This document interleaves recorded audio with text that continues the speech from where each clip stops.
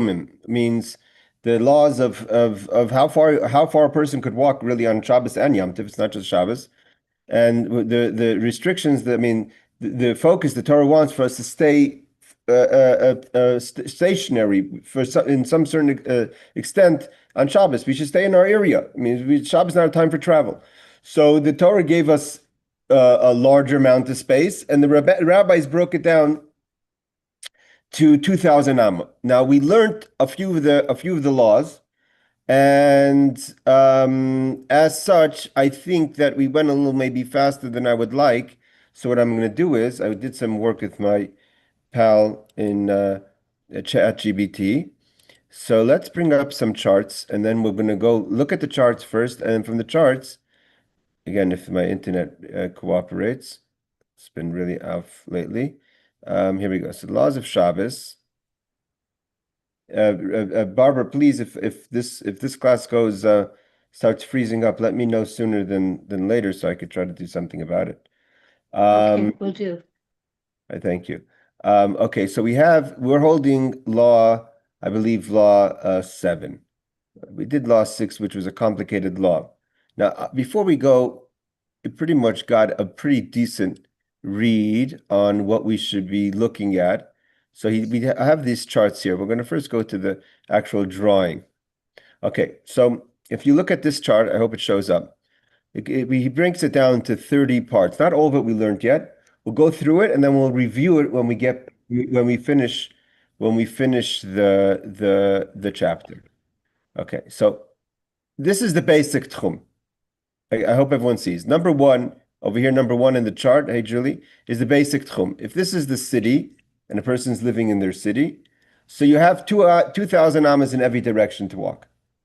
And later we're going to say 2,000 amas is approximately, he brings it down somewhere over here, but I think it's about close to a kilometer, more, maybe close to a mile. So let's see over here. He says you can walk up to 2,000 amas in any direction from the city. That's if you're living in a city. Plus we have the karfkuf, the extra 70 and so much space that gives us around the city space. Okay, you can't walk beyond 2,000 amas. So let's say if you're looking at chart number 2 in the chart. So if you have a city here and these houses over there, and you want to visit, let's say someone over there and they're outside of the 2,000 amas, you can't walk to them.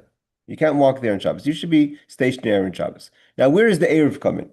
The Eiruv comes in to basically help us move our what we would call residence, not residence, but our place of rest. Where are we resting? Where are we spending Shabbos? That's what the Eiruv is really doing. But with it gives us space in one direction, it takes away space from another direction. We never get more than 2,000 amas. We may seem like we get more than 2,000 amas if we're looking to go east. So over here, he gives here placing an Eiruv. So if you place an Eiruv, so then you have, let's say the Eiruv has to be within 2,000 amas of the direction you want to go, which is food. We're going to learn now what the food is and how much food you need and how to protect that food. And now where this basket is becomes as if that's where you're spending Shabbos, even if you're not sleeping there. But because that's where you're going to be eating your meal, in theory, therefore that's going to be considered your as if space of rest on Shabbos. Therefore, your 2,000 amas in all direction start from the basket.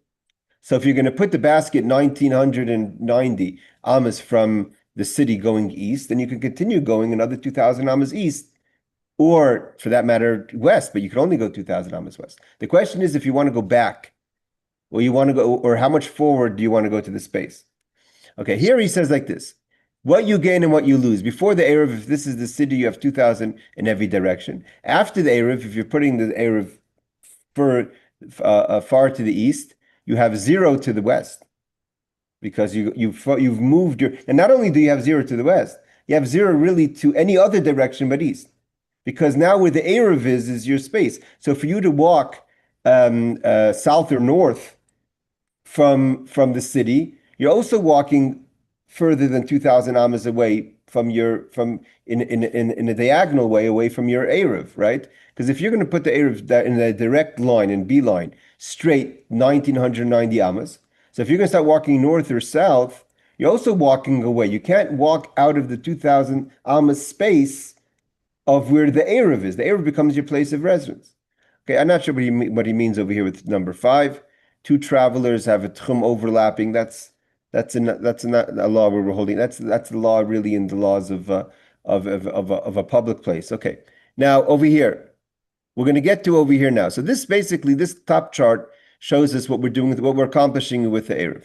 So we have over here, what are the food must remain until another rule. The food disappears before sunset, no Eruv. If you go there on Friday afternoon, you put the food, and it doesn't get there, it doesn't remain in its spot until sunset of Friday night, not Saturday night, of Friday night, there's no Eruv. Once it hits sunset, Ben Hashmoshes is twilight. If it remains until Ben Hashmoshes on Friday night, Eruv is valid even if it no longer is there by Saturday morning, past Ben Hashmoshes. It has, meaning you have to go into Shabbos with your Eruv being your location of rest for Shabbos. Okay, minimum amount of food, he says, a loaf of bread, a quantity of figs, a quantity of dates, enough food for 2 entire meals for one person.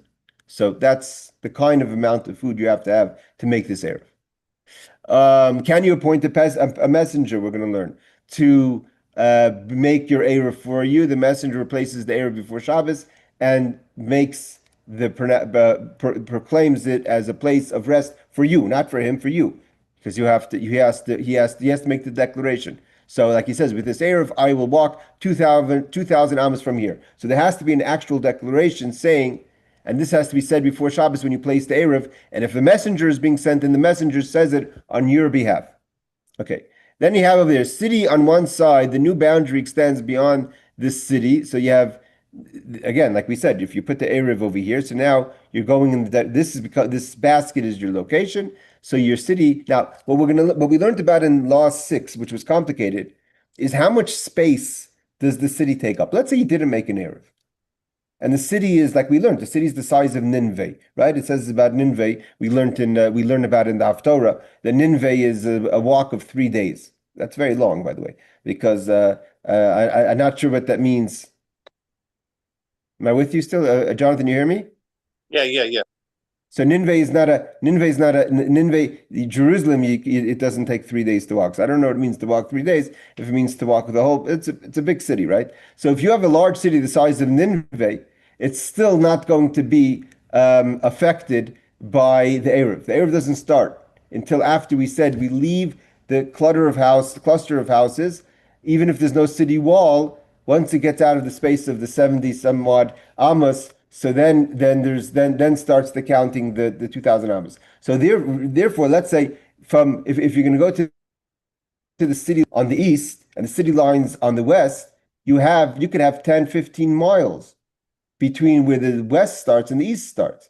But if you're going to start counting from the basket, you only have 4 amos. So how is that possible? How is it that the city could be as large as 5 miles or 10 miles or 100 miles? And you only start counting from the city lines because places like Tel Aviv in the center of Israel, even if Tel Aviv city lines ends, but right after Tel Aviv starts Bnei Brak and Ramat Gan, and there's no separation between them, right? You have a lot of cities in America like that. You go from Seattle to Lake City Way. There's no separation between that. And I'm sure the same thing applies to places in New York. So where you start counting the Eruv, very few people actually encounter that unless you're going away for the Shabbos to the mountains or so. So here, the Eruv itself only gives you 4 amas. You start counting from the Eruv on 2,000. Here, the city, you go west from one point and east starts miles away. Why? Because the whole city is considered 4 amas. Now, why is this significant? The significance is if you put your Eruv outside of the city and you walk into the city, how much space of the city could you walk? That's not so simple. Meaning, if your Eruv is 1,000 amas away from the city, and then you walk back to the city, could you walk the whole city? Do you still have the whole city? Or now that your residence is not in the city anymore, do you not have the whole city? Could I still walk the 10 miles of the city? That's where the question comes into number 6. That's not so clear. So he says the city on one side, the Erev is here. The new boundary extends beyond the city. So the question means beyond the city in the direction.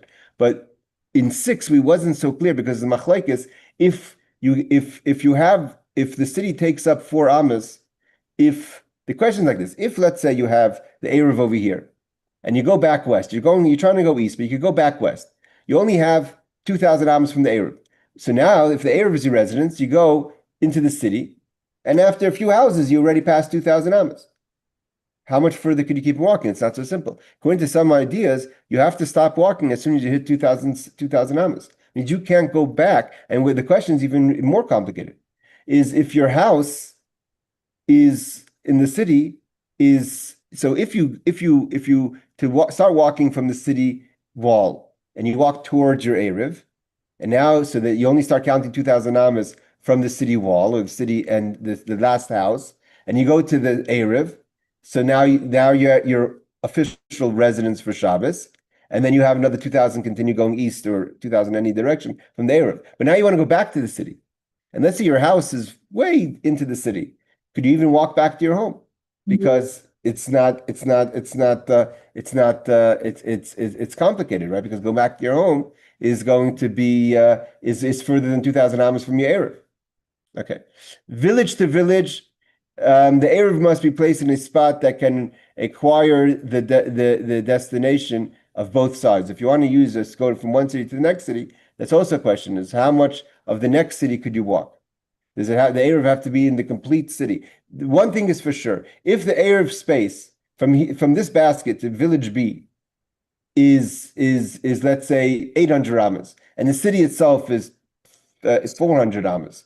So 800, 400, 1,200 amas, 1,200 amas, then the city is only counted as 4 amas. The question is, if the city is a lot more than that, and you lose your 2,000 amas deep into the city, that's again the question. Okay, if you have a river, is the food now the question is, where's the food? How accessible does the food have to be? So it says if the food is across the river accessible, see halachos. You have to see if it's accessible. If it's not, the point is the food has to be accessible for the Eruv to be kosher. If it's on a tree, and we know we're not allowed to climb a tree on Shabbos, must be low enough to be accessible. Okay, there's also, because this is rabbinic, we only look at things that are rabbinically prohibited to do on Shabbos. Food, hold on, Rebecca, food locked in a chest must be accessible. If locked and cannot be accessed, this is invalid. Yes, Rebecca. You're on mute. Listen, you may have said this and I missed it, but like how do you deal with like keeping perishable food like without being refrigerated? Like can't the food spoil? Yeah. That's why they have, like, when it comes to Arabs, they're using usually foods that are like the food for the Erev Cheres. They're using foods that will retain the Shabbos, like Like packaged. matzah or Yeah. bread or like Yeah, foods that will yes, you have to use foods. I mean, you don't for Shabbos, you don't have to, as long as the point is it's only been hashmashes. So if you put it Friday afternoon right before Shabbos, even if you put a piece of chicken and it goes off, no one's gonna. You're not saying you have to eat you don't have to eat the food. You have to be able to eat the food. but So if someone ate that like Shabbos day without being refrigerated, they could get sick. I understand, but you don't have to eat the food. So as long as it's because Oh. I'm not saying lechatchila you should do that, but if we said before, as long as the Erev stays until Ben Hashmashes, and then it's already kicks in. Oh, I see. Okay. And Yeah. then also, what if someone steals it? Oh, that's the point. So as long as that's the thing, it has to be accessible for Ben Ishmashes. It has to be around. It means if it gets lost after Ben Ishmashes, if you put it lechatchila in a place that you can't go, if you put it on a tree, we're going to see in a second the question about a tree, or if you put it in a basket that's locked without a key. So at no point you had access to the food. But if you put it in a place where you have access at Ben Ishmashes, and someone steals it and eats it middle of the night, by the time Shabbos came in, which is Ben Hashmash's twilight, it crossed over from Friday into Shabbos, the food was there, and therefore the Erev kicks in, even if it's not available anymore. Okay. Now, what about if it's in a cemetery? An Erev is in a cemetery, and the person placing the cemetery is a Kohen. So, right? So at that point, the Kohen, let's say, how do you get it? There's another question, but let's say you sent a messenger. And so you can't go to the food because the food is a Kohen is not allowed to go into the cemetery. So that creates a problem is it's not permitted to go. It's invalid for the coin. If it's okay, different types of foods, he brings down bread, fruits, cooked food, or anything edible are all valid. Intention before Shabbos, place the food before Shabbos. Have the intent to make an Eruv before sunset, like we said. Number 18, Eruv for many people. An Eruv can be included for many people, but you have to ask them because it's not necessarily, you can't make an Eruv for someone because by making an Eruv, you're also limiting that person. You're allowed to do things positive for a person if there's no negative to it, right? You can do a schus for someone, but I don't know if it's a schus. You're trying to say I could go east another 2,000 amos. Maybe I want to go west. You can't impose on me restrictions. So therefore, you have to ask people, but you can if they agree. Eruv for the family, a parent can include himself and his children. Distance measured. Okay, this is what the question was. How much is 2,000 amos? So 960 the question is 2,000 amos is between 960 and 1,150 meters, which is just about a kilometer. So it's just about a kilometer long. It's not even a mile. So you have to remember there's not a lot of space. All right, we learned about that 21 is the circular space, that the tchum is circular, so there's the corner space that you gain. Before and after the Eruv, this is before 2,000 each way. After you lose the opposite direction. Invalid placement, food and water. Food must be on solid ground. Valid placement, food must rest securely. At least now we're going to learn also for what are the reasons are you allowed to do an Eruv? So you can't just make an Eruv just because for any other reason. You have to have a good reason. For instance, if you want to go to a class, a shiur, right? You need to walk another 1,500 to place an Eruv on Friday, that would make sense. But just to make an Eruv for no reason, it has to be the preferable reason is a Dvar mitzvah. Let's say you have to go to a bris or something. Something of a mitzvah is when you should make an Eruv. Otherwise, the idea is you should stay stationary in your house. Okay, measure 2,000 amos with the city, right? We don't start right from the wall. We have a little extra space. The halachic process is place food before sunset, make sure it's accessible, say the declaration, Eruv becomes valid. So that's basically all in a nutshell. Common mistakes. Placed after sunset won't help. Food eaten or removed before Ben Hashmashis. This addresses your question, Rebecca. Not enough food is a problem. No intention, no declaration is a problem. Again, complete overview, lose to the west, you gain to the east. Situation, food placed before sunset is valid.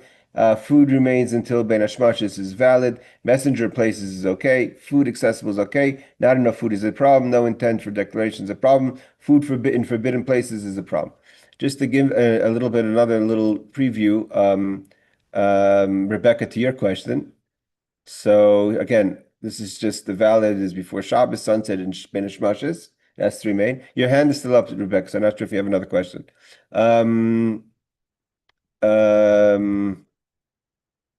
If the food was eaten, removed, otherwise disappeared before Ben Hashmashis, the Eruv is invalid. That's only if it's before Ben Hashmashis. Once Ben Hashmashis kicks in, it's okay. If the food is spilled or becomes inaccessible before Ben Hashmashis, the Eruv is invalid. Again, if the food was stolen before Ben Hashmashis, the Eruv is invalid. Again, this is all before Ben Hashmashis. As soon as Ben Hashmashis is twilight, meaning when it crosses over from Friday night into Shabbos. Ben Hashmashis is a questionable halachically if it's the day before or the next day. If the food was moved from the spot, even a small amount before Ben Hashmashis, the Eruv is invalid. Okay.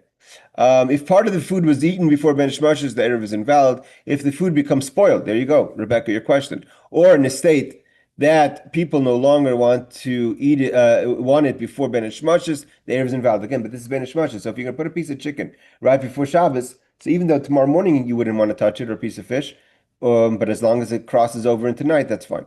If animals ate the food before Ben Hashmashis, the Eruv is invalid, but only before Ben Hashmashis. If the food falls into a place where it can no longer be easily retrieved before Ben Hashmashis, the Eruv is invalid. If the food was covered in a way that people no longer know it is there before Ben Hashmashis, the Eruv is invalid. If the owner changes his mind and no longer wants to make the Eruv before Ben Hashmashis, in other words, he explicitly nullifies it, the Eruv is invalid. So you could nullify it before Ben Hashmashis, even if you put the food there. If the food remains until Ben Hashmashis, even if it's moved or eaten after Ben Hashmashis, the Eruv is valid. the food must remain in a recognizable and usable condition until Benish Masha. So this gives us a summary of exactly the laws about the question of the food being available and or eaten.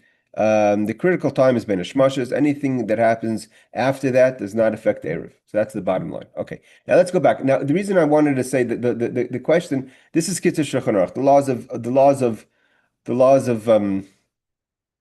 Eiruvei Techumin is complicated. Again, the laws come complicated in the city space. I mean, again, the city is considered. This is what we learned in law number 6. The city is considered 4 amas only, even if the city is 10 miles.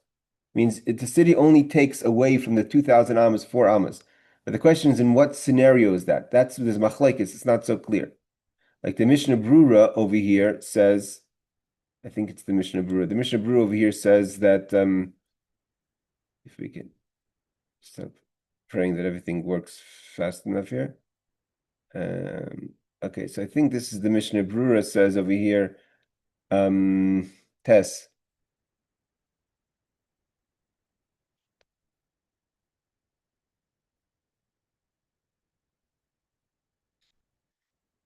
The scenario is very unlikely because how long did we say 2,000 amas is? 2,000 amas is between a little bit more or less than a kilometer. A kilometer is not large. I mean, very few cities are the size of a kilometer, right?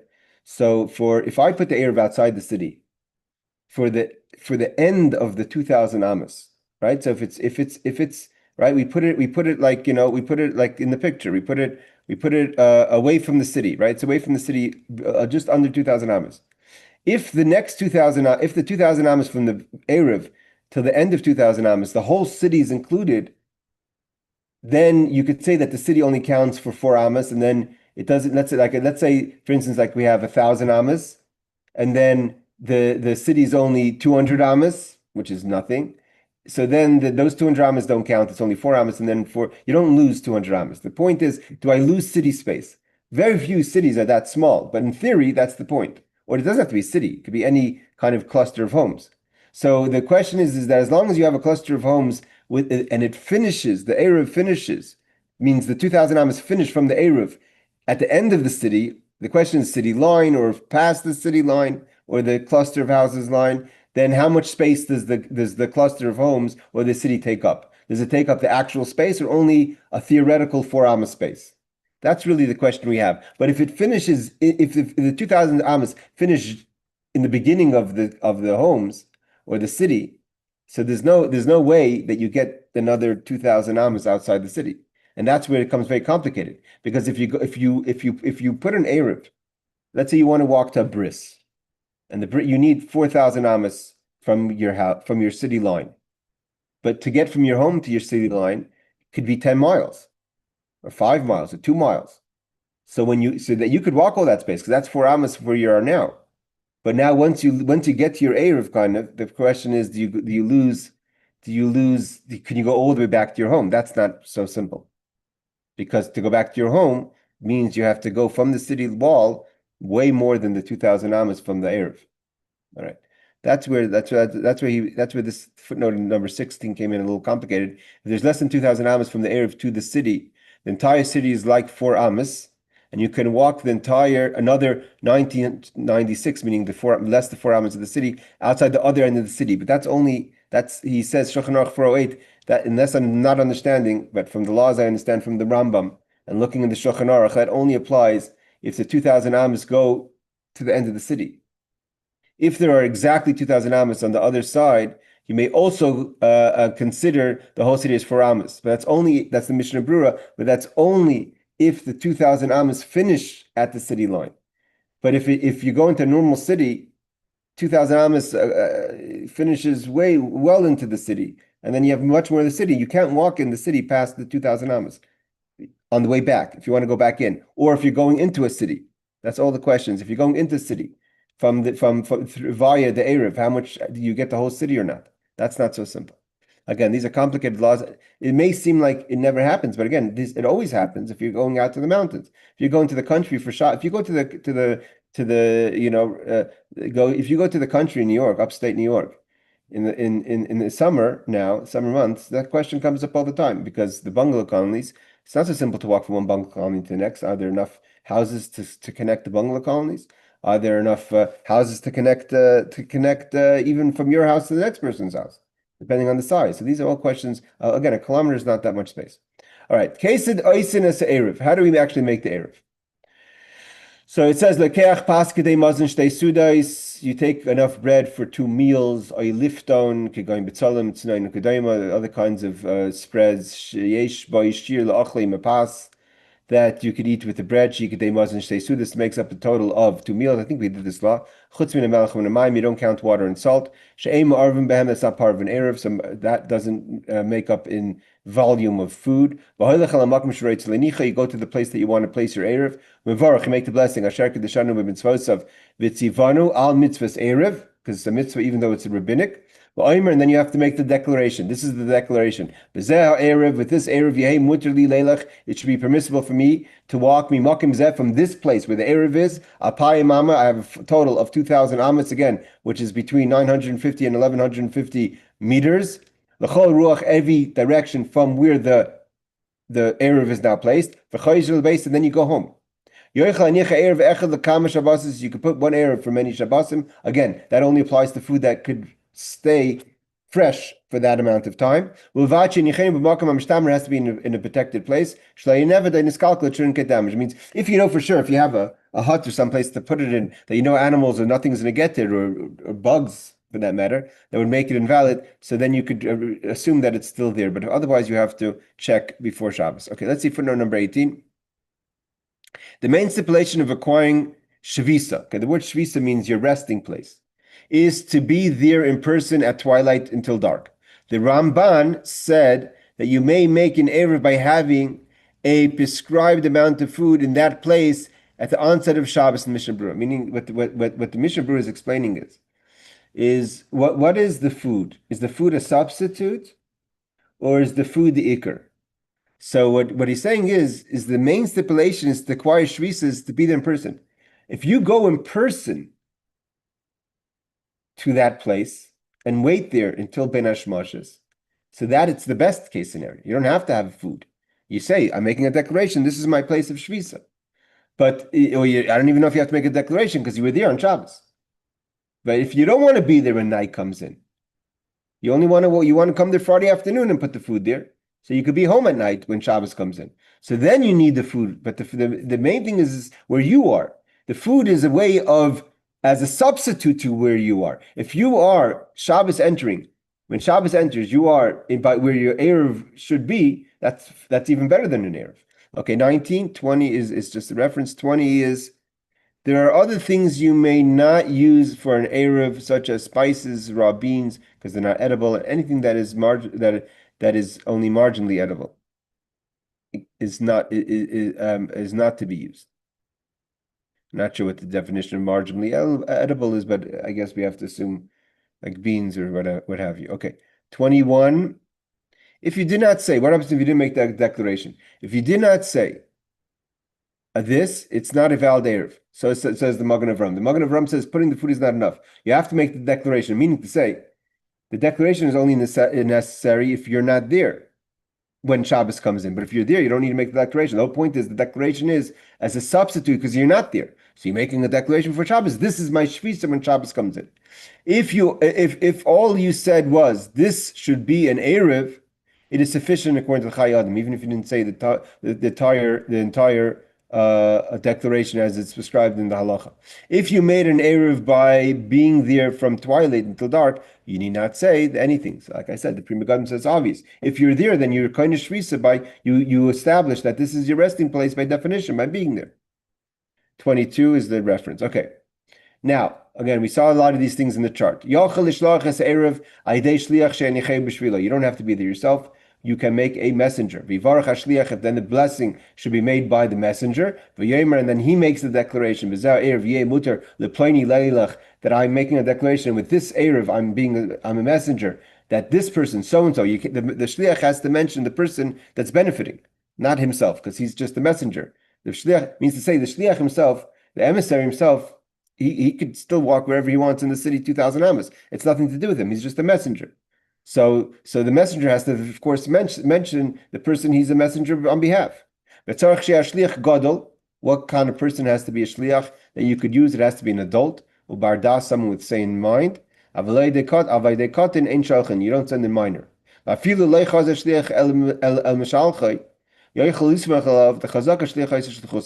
is a law in general about shlichus, that the person doesn't have to notify you that he or she did the Eruv.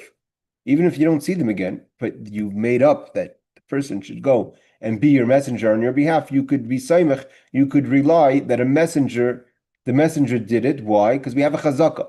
Chazaka shliach ha'isur shlichusei. That's a very strong chazaka in Torah. Means the Torah says that if you have a messenger, we assume the messenger did what he was supposed to or she was supposed to do. And halachically that takes a standing, meaning to say that you don't have to sit there wondering, did he do it? Didn't he do it? Did she do it? Didn't she do it? If you made up to do it and the person's an adult, then we assume that the person did it, according to halacha. Okay, it's not a guess. You have to remember something. The rules of Torah are, and this applies to all things of Torah. It's not the facts are established by Torah.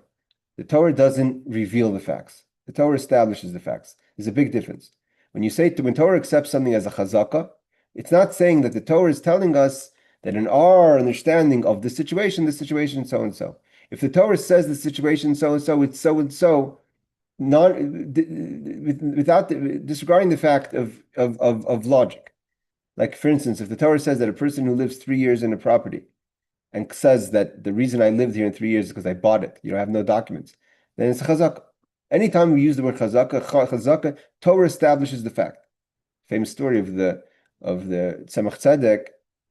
That was in the days of the Tzemach Tzedek, in the days of the early 1800s in Russia. Life was so horrible, and so there was such poverty in Russia that the issue of agunas, of woman being left. Aguna means a woman who's chained. So the chained woman, which is the woman whose husband bounced on them, who disappeared on them. We don't know where they are, and they didn't give a get, they didn't give a divorce. So the woman's bound. She's married, so she can't marry to someone else. So she can't move on with her life. So the agunas became a very big issue in the 1800s because of a lot of people they would go leave home and never show up again. And there'd be stories either they died someplace or they surfaced someplace years later in a factory in Germany or something. Stories like that. So it was a very big question, halachically, how do we establish the law for the woman? So this came up many times in question. So there was a story that about the Tzemach Tzedek was once arguing with another person about a certain woman's situation and the other person felt that there was enough evidence to release the woman to say the husband was no longer alive. And the Tzemach Tzedek was arguing. Finally, the person sent a letter to Tzemach Tzedek, goes, I'm right. I have all the rulings that establish that I'm right. But Tzemach Tzedek says, what do you want me to do? I see that he's alive. And it means spiritually, he sees that he's alive. And if we're going to say that he's not alive, he's going to die. But then they found him, and they found the witnesses were lying, and whatever it was, they found out where he was, and they got a divorce. But the point is that when Torah establishes something, that becomes the fact. If the Torah says the person is dead, then the person will die. That's the halacha. So if the Torah establishes that a shliach did the job, it's not like the Torah is assuming, and you could say, I'm still doubting if the person did it. If Torah says it's a chazaka, then that's the rule. Then that's what happened. So that's just the rule in general in Torah. Okay, so 23. Alternatively, you may say, by means of this Eruv, which my messenger is putting down for an Eruv, I will be allowed to walk from that place 2,000 amas in each direction. So the Biur Halacha and the Pri Megadim say you don't need the messenger to make the declaration. You can make the declaration based on the assumption that the chazaka, that the shliach went there, and therefore you make the declaration. So even why you would do that, I don't know. Maybe you feel more comfortable making the declaration yourself. Okay. The messenger must be a person who believes in the rabbinically ordained mitzvahs. I mean, it's not. You can't just send someone who doesn't believe in the rabbanon. If a person says, "I don't believe in the rabbinic law," that person cannot be a shliach. For otherwise, he will not put it down for the purpose of an eruv. The reason is not because it's not a punishment. The person has to be putting it with intent that this to be an eruv, to make it a shrisa, to be koine the makom, to establish that this is the person who sent him. That's his place or her place of resting for Shabbos. So if they don't believe in it, they're not going to do it properly. Number 25 is the rule applies only to a rabbinic halacha, but not to a deraisa. What are we talking about? Okay, so here he's telling us about, okay, this is a machlokes. Machlokes is, when do we say chazaka shliach oiser shlichus? Say after my whole Dvar Torah on this.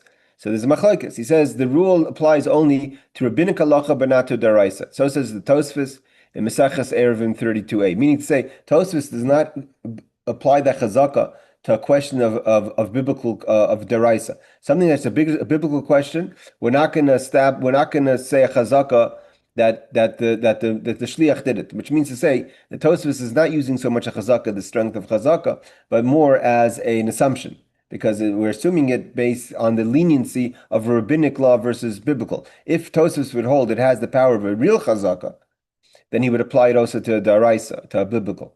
The Kitzur Shulchan Aruch evidently holds that Tchumim is the Rabbanan. Okay, so the question is the laws of Tchumim the Rabbanan? Because when we talk about Eruv in general, that is was established by the ideas of Eruvim and something else. The question is the Tchumim itself, meaning to say that yes, the rabbis have made that you can make an Eruv. All the Eruv is the Rabbanan. That's not a question. The question is if the restrictions of Shabbos is rabbinic or not.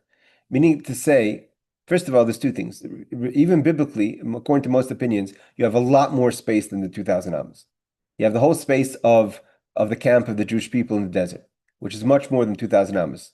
I believe it's a lot more. So because it's a lot, you have a lot more space biblically. But even evidently from the footnote, it seems that the whole limitation of walking outside of space on Shabbos could be that that whole law is only rabbinic.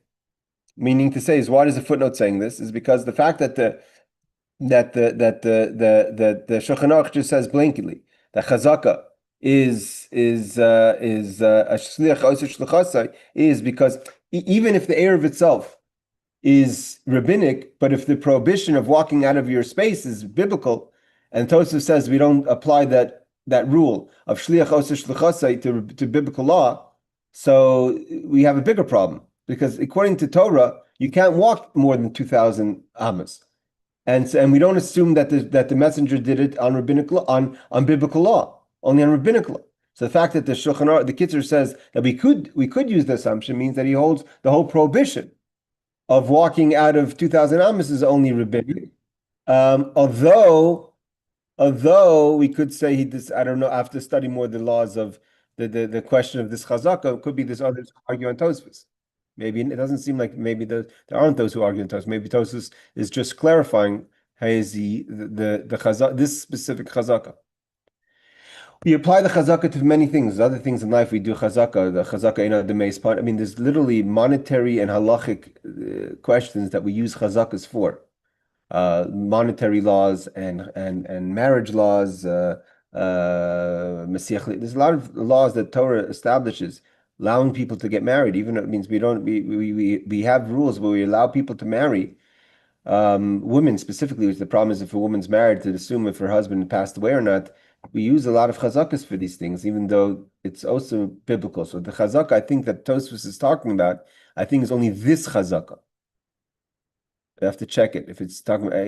I don't believe Tosfos is talking about all chazakas. I think we're talking about just this specific chazaka. Okay, now the question is like this. You can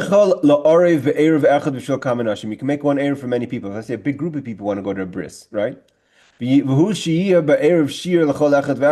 food amount has to be enough for everyone. Again, if everyone physically goes to the tree spot, let's say the tree is the spot, right? So then everyone physically are there.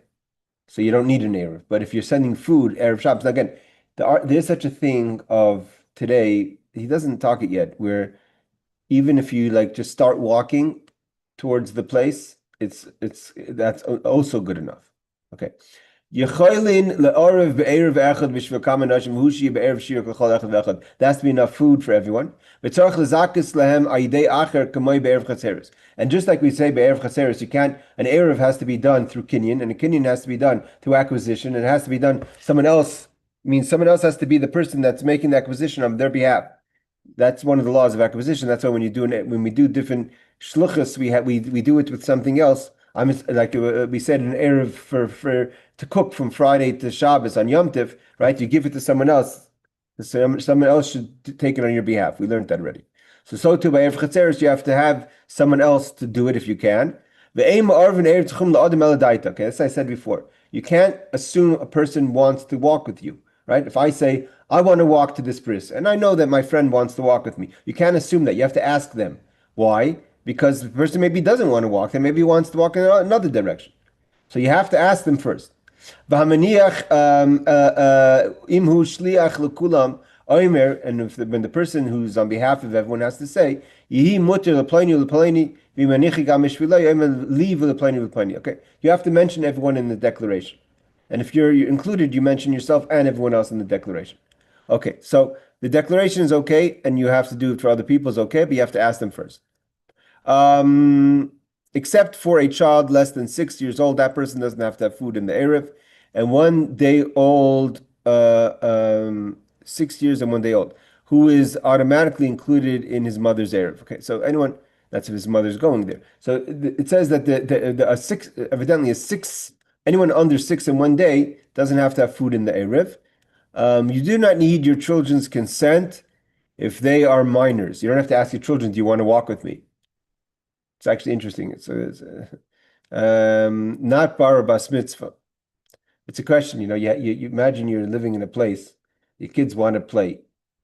They want to go one place and you want to go another place. Shul is 4,000 amas away. Let's say you live in a small little place, you don't have a lot of houses around you, and Shul is outside the Eruv. Outside the Eiruv Techumin, so you have to put an Eiruv Techumin, you have to put outside the Tchum, so you have to put an Eiruv to extend the space. Your kids don't want to go with you, sure. They want to go play in the park or their friend's house in the other direction. So the question is, could you make an Erev on the assumption? If you make the Erev on their behalf and they're under bar bas mitzvah, they're not allowed to walk the other direction. Just like you have restrictions, they also have restrictions. So that's a good lesson of what do people say, under my roof, my policy? So that's kind of what the rule is here. All right. Tzarech shehei ha'erev munach b'makom she'ef shel arichlei ben hashmashos. Okay, this we saw on the chart. You can't hide it or put it or lock it in a place that has no access. You have to have access to it at least during twilight. And in order to get there, to get to that access, you have to be able to do it without doing a biblical prohibition. Not a rabbinic prohibition. There's certain things that are rabbinically you're not allowed to do, but biblically you're allowed to. As long as biblically you can do it, or you're not doing a biblical prohibition by accessing it, then it's considered okay. If you were to put it into a pit or to a hole and cover it with dirt, and you're not allowed to uncover with dirt biblically, like haver, it's not erev. You put an evan, which maybe the evan is muksa, right? But it's that's rabbinic, so that's not a problem. So if it's a rabbinical prohibition, it's okay. Nasne be'ilan, if it's on a tree, like we saw in our chart, ima ilan kasha, if it's a strong tree, is have erev. If you put it on a flimsy tree, any erev, because then it's a question of a biblical prohibition of that's it's a biblical concern. Okay, Torah 28. But a rabbinic prohibition is permitted at twilight for the purpose of a mitzvah or in extending circumstances, and therefore does not preclude the validity of the erev. Okay, so what he's saying basically is the Shulchan Aruch is saying is when do we allow the erev to be accessible? Again, you don't have to eat it; it just has to be accessible. To be accessible according to biblical law, even if it's not going to rabbinic law, if you're putting the erev for a mitzvah or extreme circumstances, but just to take a walk, then that seems like it would be a problem. Because it will almost certainly break off, and then it will be a deraisa violation. Okay, so if you're putting it, the Magen Mishnah says that if it's a flimsy tree, it could cross over into a biblical concern. Again, these are you have to remember something. This is not make believe. The laws of Erev is actually establishing just the facts, and the facts are that you're spending Shabbos by that tree, and therefore the tree has to be accessible at least biblically. Now, here he doesn't say it, but in other places in the law, the Rambam, for instance, says that you should not make an Erev unless it's for an important reason for a mitzvah. But just to make an Erev because you want to take a walk to the beach, and to get to the beach you needed more space. Again, the question is if owning Shabbos is considered enough of a mitzvah or not. But it seems like it has to be something a little bit more than just enjoying your walk.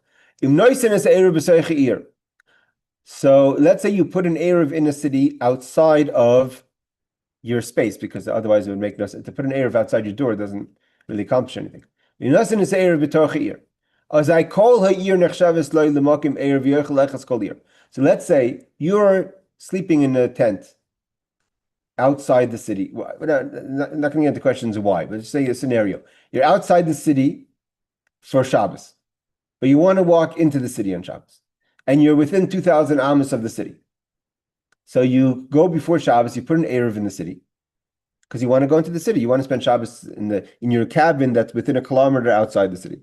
This could be a scenario actually every Shabbos. If let's say your home is just outside the city limits, and you want to be able to walk the shul. So you from your home to the shul is the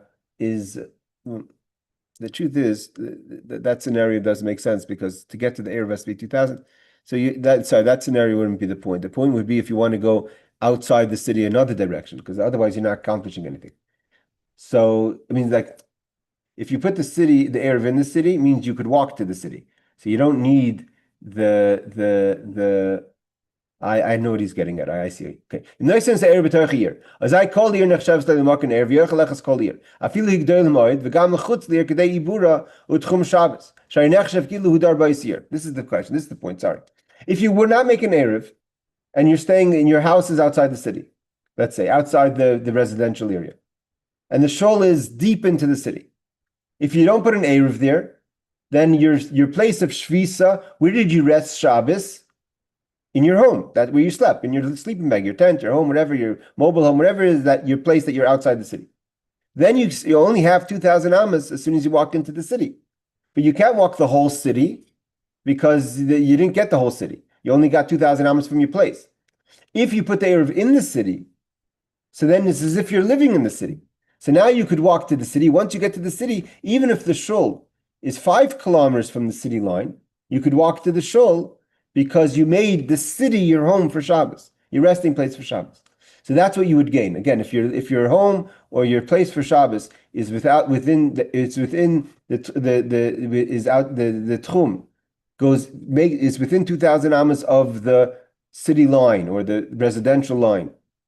As long as you put it in that space, the food in the space, the whole city becomes your space, and therefore you could walk the whole city, and therefore it's as if you just were outside of your limits of your city space for the night, but you're really staying in the city, and therefore you could walk the whole city, and therefore you could walk as far as you want to get to your shul. So that would actually be a normal scenario. Okay, let's see footnote number 30. Again, I'm going a little fast, because again, we these situations are maybe very important for some people, and sometimes you can live your whole life and never come across these questions. Okay, if you live in a populated place, you're every Shabbos, all right, or you're not looking to go anywhere. 30. Even if the city does not have an Eruv, it's considered a private domain in this respect. It means the Chai Adam says an important point. Now, let's say the city is not a city with an Eruv. It's not Manhattan. Again, this could be a scenario. A lot of people do live in the outskirts of a city, and you want to walk into the residential area for Shabbos to the shul. So if you don't put an Eruv, you have to remember, if you don't put an Eruv, then your Shvisa means your place of rest, which is where what's your space for Shabbos, is your place that you spend the night in. It means where Shabbos crosses over. And therefore, from that space, you have 2,000 amas, let's say, let's just put it 1,000 meters plus minus in all directions.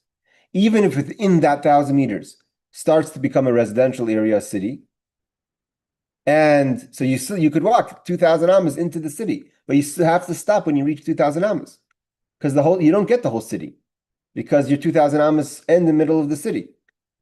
But if you were to put the Eruv in the city, so then the city becomes your residential. You just happen to be like camping out in your home that's outside of the city line. And therefore, you have the whole city to walk, plus the other direction. But the main thing is let's say you're trying to get the shul in the city that's 2 kilometers away from your home. So you've accomplished that by putting an Eruv. So again, this is actually something very important for someone who lives near a residential area. For whatever reason you want to walk there for Shabbos, let's assume a shul. but the residential area, the shul is further into the residential area, past the 2,000 amos from your home. But if you put the Eruv in the city, then you have the whole city. That's what you've accomplished. Okay, so he says the important point is what happens if that city doesn't have an Eruv? It doesn't make a difference because the Eruv is about carrying. This is not about carrying. This is about walking. And as far as walking goes, that's a residential area. All right, number 12. Im yesh, we'll do one more law. Im yesh b'toich hatchum eze ir shehi mukefes choyma, oy shehi mutukenes be'ervin, eini nimdedes ve'eini oil l'cheshbon el arbamas. Okay, this is the question we had again in number 6. So the number 11 says, as long as the Eruv is in the city, even if the city doesn't have an Eruv, like we said in the Chai Adam, it's not a problem. What about you live outside your city, outside a city, or you're spending the Shabbos outside a city, but in your Tchum, when you somewhere within your 2,000 spaces of walking, there's a city that has a wall or an Eruv. So then, in that case, then the city only takes up 4 amos. But that's only, again, this is we'll just read it. We're going to do this over again next week. It's a slow one. It's a very odd scenario because again, if 2,000 amos is a kilometer is not a lot of space. So, I mean, it's not nothing, but it's not a lot of space.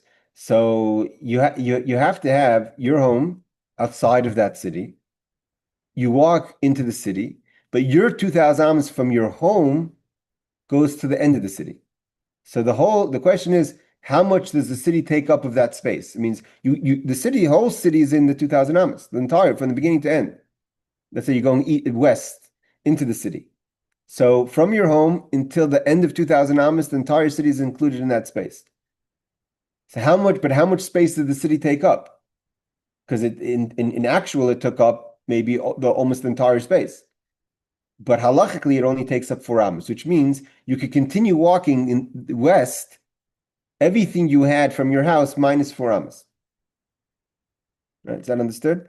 Again, but that only has one condition. The condition is that your 2,000 amos finish beyond the city lines, or at least up to the city lines. Is im yesh betoich hatchum eze ir shi mukefes chayma or ir mutukenes be'ervin.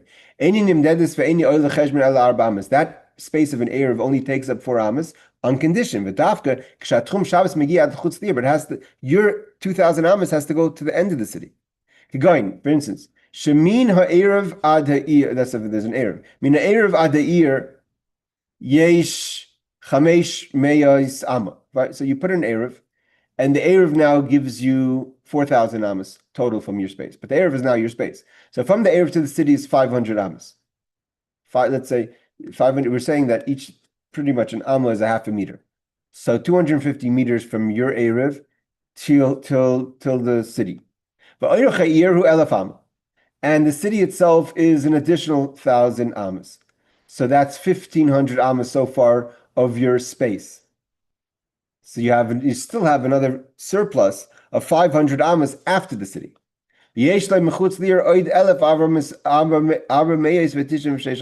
So therefore, it's not that you've taken up 1,000, you've only taken up 4 amos. So therefore, you have 500 from the Eruv to the city, and then you have another 1,496 because the city only took up 4 amos. That's the benefit. That's what we're talking about. But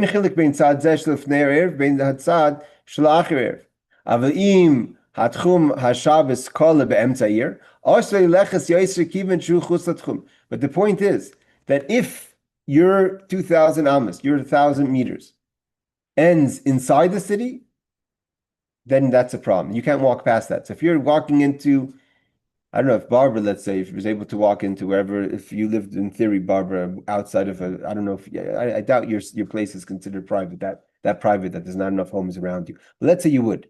So then, and you walk into a populated area with an Eruv and all that, so then you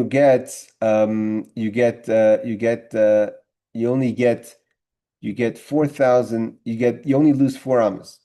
But if it's more than 2,000 amos to the end of the city, So you only can go up to your 2,000 amas. You have to stop walking in the middle of the city. I can't walk. Even though you're in a populated area, you're in Manhattan. You could be in Manhattan, millions of people walking around you. You can't take another step because your place of residence for Shabbos finishes here because it didn't extend to the end of the city. I just want to see one thing over here. Okay, the difference between 11 and 12 is 11, you put the Eruv in the city. And in 12, you put the Eruv outside the city, but it completes at the end of the city. But if it doesn't complete at the end of the city, so then you can't walk past that. In this case,